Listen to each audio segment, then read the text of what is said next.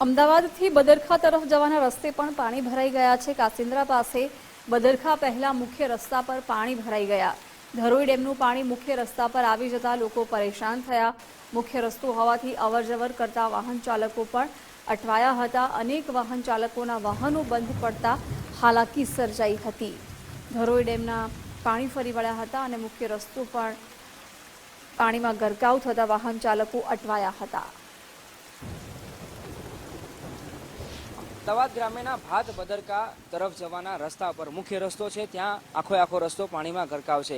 આજુબાજુના ખેતરોમાં અથવા તો આજુબાજુ વિસ્તારમાં જે પાણી ભરાયા હતા એ હવે રસ્તા પર આવી ગયા છે અને આ ધરો તરીકે ઓળખાય છે આ પર્ટિક્યુલરલી હિસ્સો। તો ત્યાં તમે જોઈ રહ્યા છો કે વાહન ચાલકોએ મહા મુસીબતે પસાર થવાની ફરજ પડી રહી છે। એક તમે જો આ ટેમ્પો પણ હવે એ ખાડો છે જેના કારણે ફસાઈ ગયો છે અને એની પાછળ એક ટ્રક છે, એ ટ્રક પણ અટવાઈ ગયો છે। એટલે કે આ પ્રકારની વિકટ સમસ્યા અહીંયા જોવા મળી રહી છે। એક મારા ભાઈ છે કે જેઓ પોતાનું વાહન બંધ પડી જવાના કારણે ત્યાંથી હંકારીને લાવ્યા હતા। તેમની સાથે વાત કરીએ। ભાઈ, તમારું નામ શું છે અને કેટલું અંતર અહીંયા તમે આ પ્રકારે કાપ્યું?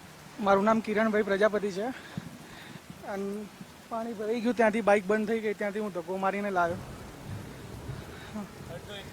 અડધો કિલોમીટર। હા, પહેલી વાર આવો કડવો અનુભવ થયો કે જ્યારે પાણી ભરાઈ જાય ત્યારે થાય? મારો આ રોજનો રસ્તો છે। હું રહું છું અમદાવાદ, બાવળા મારી સાઈડ ચાલે છે। હું રોજ આવી રીતે તકલીફમાં જઉં છું ને આવું છું। દિવસથી આ પ્રકારની સમસ્યા છે? હા, વરસાદ પડ્યો, આ બીજી વાર આવું, વચ્ચે બી એકવાર વરસાદ પડ્યો હતો ત્યારે બી આ સમસ્યા હતી।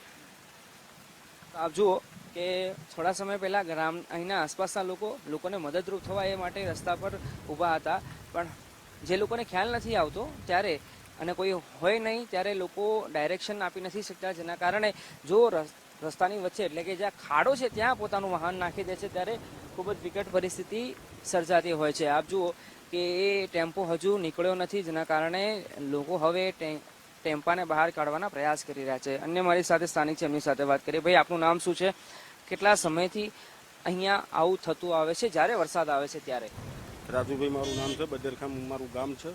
અહીંયા ઘણા સમસ્યા આવું વરસાદને એવું ચાલુ રહે છે। અમારા આના ઘરો કેવા આવે છે, એ ધરાની અંદર આવું પાણીનું લેરાય છે, તેના કારણે થઈને અહીંયા સાધનોની પણ તકલીફ પડે છે। ખાડાને એવું બહુ પડી ગયા છે અને હા, અમદાવાદ દ્વારકાનો મેઇન રસ્તો છે, બરાબર। એ રોડ ઉપર સાધનોના ખાડા કબૂચ્યાના કારણે ગાડી ફસાઈ જાય, ગાડી રોકાઈ જાય, એવું છે અહીંયા પરિસ્થિતિ।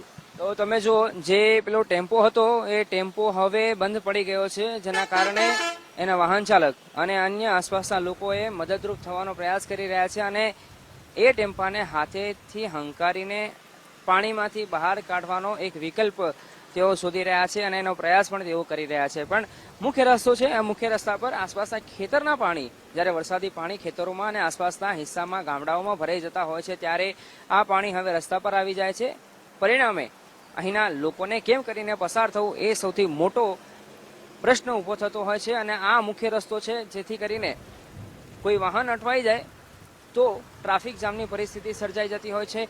કેમ કે હવે ધોળકા અને અમદાવાદની વાત કરીએ તો ધોળકાવાળા લોકો અમદાવાદમાં આવતા હોય નોકરી માટે, અથવા તો અમદાવાદના લોકો ધોળકા માટે, ખાસ કરીને એમાંય શિક્ષણ વિભાગના કર્મચારીઓ હોય તો એ લોકો માટે ખૂબ જ વિકટ સમસ્યા સર્જાઈ જતી હોય છે અને તસવીર ઘણું બધું કહી જાય છે। કેમ કે આ પ્રકારની તસવીરો લોકોની સમસ્યાને પ્રેઝન્ટ કરવા માટે, પ્રસ્તુત કરવા માટે પૂરતી હોય એ પ્રકારની તસવીરો હાલ અહીંયા જોવા મળી રહી છે। એટલે સ્થાનિક પ્રશાસન, જિલ્લા વહીવટી પ્રશાસન દાવા કરતું હોય અને વરસાદી પાણીના નિકાલની વાત કરતું હોય, પરંતુ આપ જુઓ કે જે લોકલ નેતાઓ છે એ નેતાઓની પણ કંઈક આ પ્રકારની હાલત, એક ભાઈ તમે જે ગયા એની હાલત તમે જોઈ હશે। એટલે લોકોએ પારાવાર મુશ્કેલીનો સામનો હાલ આ વરસાદી પાણી ભરાઈ જવાના કારણે કરવાનો વારો આવ્યો છે અને લોકો રાહ જોઈ રહ્યા છે કે ક્યારે સ્થાનિક પ્રશાસન અથવા તો જિલ્લા વહીવટી પ્રશાસનની મદદ મળે અને આ સમસ્યામાંથી મુક્તિ મળે। કેમેરા પર્સન જય જાની સાથે